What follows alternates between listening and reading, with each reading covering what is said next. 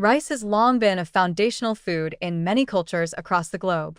When prepared simply, steamed or lightly seasoned, it provides a steady source of energy through complex carbohydrates and can be a part of a healthy, balanced meal. Certain types, like brown rice, even offer fiber, vitamins, and minerals that support digestion and metabolic function.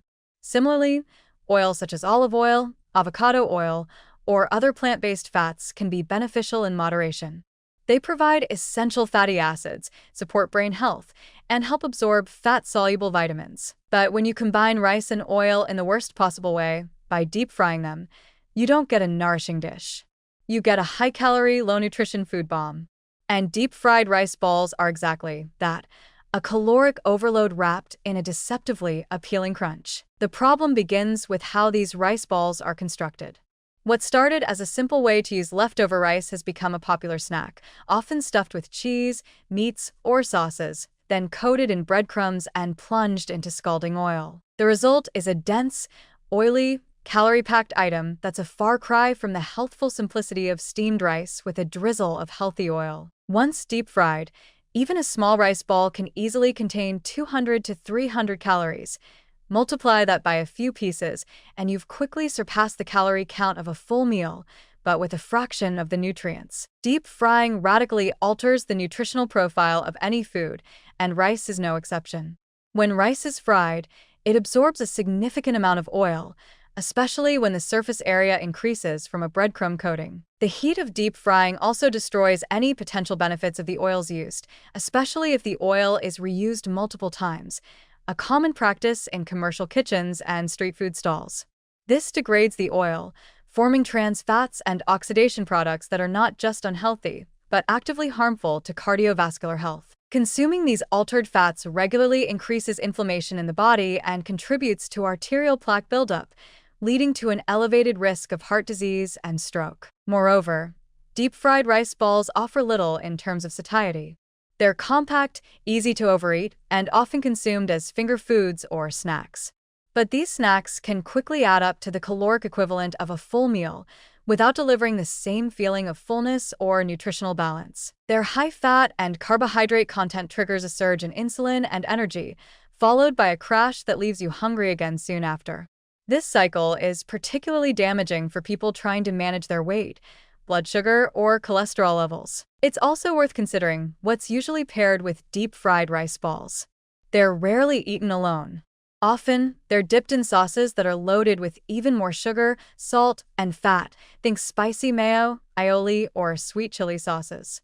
These extras push the calorie count even higher and add more sodium to an already oversalted item. For anyone with hypertension or heart concerns, it's a dangerous combination. And yet, these rice balls are often presented as fun, harmless snacks, sometimes even in kids' lunchboxes or at social gatherings, without any awareness of the health consequences they bring. And then there's the illusion of the main ingredient, rice. Because rice is seen as nourishing and familiar, people don't stop to consider what frying it does.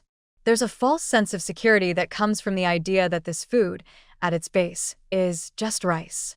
But it's not just rice anymore. It's rice stripped of its fiber if white rice is used, compressed, filled with fat-dense ingredients, coated in starch, fried in inflammatory oils, and served with additional high-calorie condiments. That is not nourishment. It's indulgence disguised as something familiar and innocuous. The problem is not the rice or even the fat. Both can be part of a healthy lifestyle. The danger is in the form, the preparation method, and the frequency with which people consume these foods without realizing the toll they take on the body. A single rice ball now, and then won't destroy your health. But the regular, casual consumption of deep-fried foods like this, especially in a diet already high in processed items, contributes to a silent but dangerous deterioration in metabolic health. It becomes just one more item in a daily routine that leads to excess weight, insulin resistance, fatty liver, and inflammation that builds up over years. What we're looking at with deep-fried rice balls is not food in its nourishing form. It's food turned into a vehicle for overconsumption. It's engineered to be irresistibly crunchy, savory, and rich, appealing to your most primal cravings while delivering almost nothing of substance. And as with many foods today, it's not just the calories. It's the loss of context. Rice was meant to be filling, humble, and sustaining. Oil was meant to be a light enhancement, not a bath.